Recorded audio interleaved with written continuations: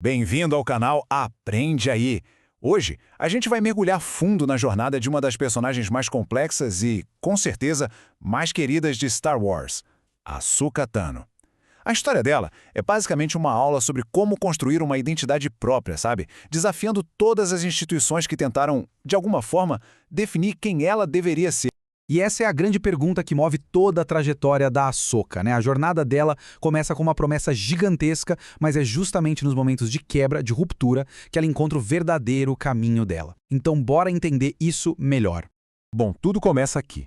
Ahsoka Tano não era uma aprendiz qualquer. Pensa bem, ela foi designada para treinar com ninguém menos que Anakin Skywalker, o próprio escolhido da profecia Jedi. A responsabilidade já começou lá em cima.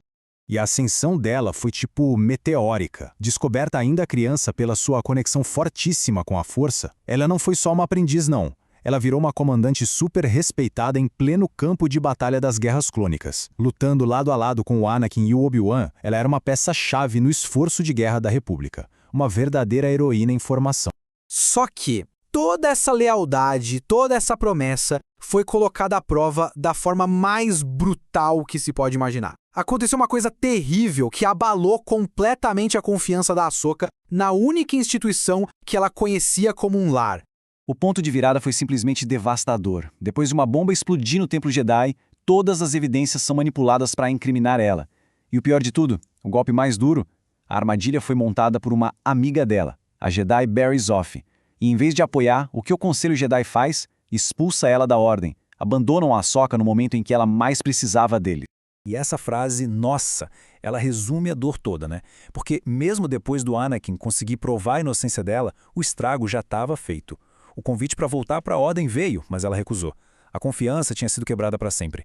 E é aqui que a Ahsoka toma a primeira grande decisão de seguir o próprio caminho, longe dos dogmas dos Jedi. Mas olha, deixar a Ordem Jedi foi só o começo. O maior desafio da Ahsoka ainda estava por vir. Ter que confrontar aquilo que o seu mestre, o seu amigo, tinha se tornado.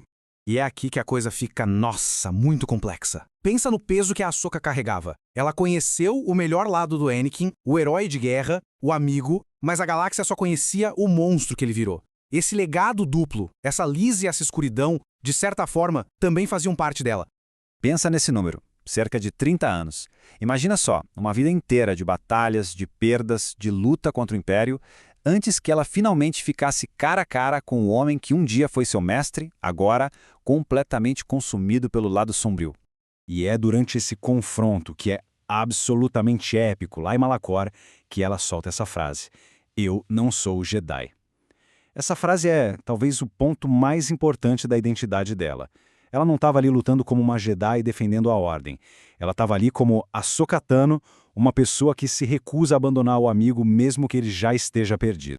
O confronto físico em Malachor foi brutal, mas a verdadeira resolução para Ahsoka veio num plano totalmente diferente. Um plano místico, um lugar fora do tempo e do espaço onde ela pôde finalmente acertar as contas com o passado. Esse lugar, o mundo entre mundos, é fundamental para a gente entender a evolução da Ahsoka. É como se fosse um grande corredor cósmico da força. E é lá que ela tem um reencontro com o espírito da força do Anakin, não como Vader, mas como o mestre dela. E nesse reencontro espiritual, as fichas finalmente caem para ela. Primeiro, ela se liberta daquela culpa enorme que carregava pela queda do Anakin. Segundo, ela entende que o legado sombrio dele não precisa definir o dela. E, o mais importante de tudo, ela faz uma escolha. A escolha de viver, de seguir em frente. E essa escolha é o que define tudo. Ahsoka deixa de ser uma figura assombrada pelo passado e se torna uma guerreira que luta por um futuro, não por vingança ou por arrependimento. Ela finalmente se torna completa.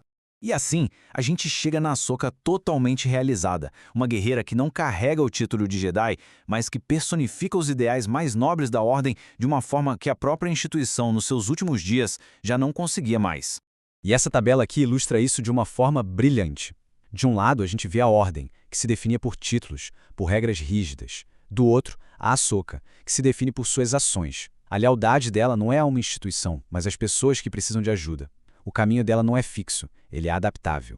E o simbolismo visual disso tudo está nas armas dela. Ela não usa o azul ou o verde dos Jedi. Os sabres dela são brancos. E por quê? Porque ela purificou os cristais Kyber de um inquisidor que eram vermelhos, corrompidos. Eles representam equilíbrio, pureza e um caminho que não pertence nem aos Jedi, nem aos Sith. E o legado dela não para nela mesma, o que é incrível. Ahsoka se torna uma mentora. Ela aconselha Luke Skywalker, o filho do mestre dela, e assume o treinamento da Sabine Wren. Ela passa adiante a sabedoria, não o dogma, provando que o verdadeiro espírito de um mestre vai muito além de qualquer título formal. No fim das contas, a jornada da Ahsoka nos deixa com essa pergunta, né? O que realmente define um legado? É o título que a pessoa carrega ou são as escolhas que ela faz? A história dela mostra que um legado não é algo que se herda, é algo que se constrói, escolha após escolha. Gostou? Então já deixa o like, se inscreve no Aprende Aí e vem aprender com a gente.